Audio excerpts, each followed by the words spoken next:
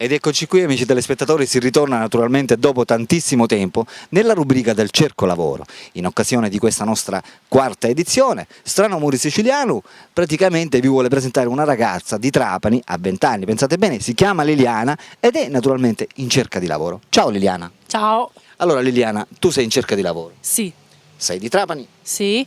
sei, mi hai detto, sposata Sì. da circa un anno Sì. e sia tu che tuo marito praticamente cercate lavoro. Sì. Mi hai detto anche che tu da pochissimo tempo che non lavori, Sì. sia tu che anche tuo marito. Sì. Che lavori hai fatto in passato tu? Pulizie in casa. Pulizia in casa, quindi sei pratica per i lavori domestici? Sì. Sai cucinare? Sì, sì. E mi hai detto anche che tu hai un'esperienza per quanto riguarda babysitter, sì? Sì, sì. Ti piacciono i bambini? Sì. È naturale. Per cui sei anche intenzionata a trovare lavoro come babysitter. Sì. Mentre tuo marito che lavori ha fatto in passato?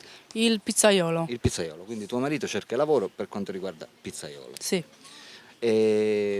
Diciamo, lo cercate questo lavoro a Trapani o anche nelle zone limitrofe va bene? Anche fuori. Anche fuori, quindi se trovi lavoro a Mazzara o a Marsala per te va bene Sì, lo sì, stesso, sì. ti sposti. Sì. Sei motorizzata? No.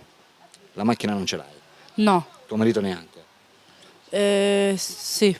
tuo marito ce l'ha, Sì. quindi ti può accompagnare benissimo al lavoro?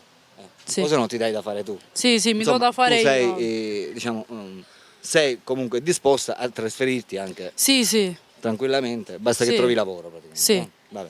Amici telespettatori, Liliana è qui, ha 20 anni ed è in cerca di lavoro, sia lei che suo marito. Se c'è qualcuno fra di voi che la può aiutare, non può fare altro che chiamare al suo numero telefonico che state vedendo in sovraimpressione. Liliana sta aspettando, è desiderosa, ripeto, di trovare lavoro.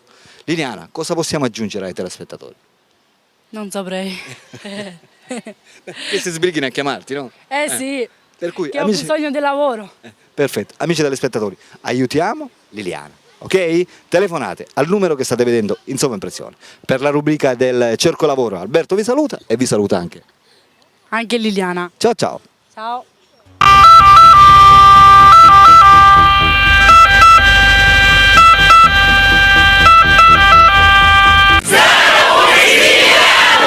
Oh yeah!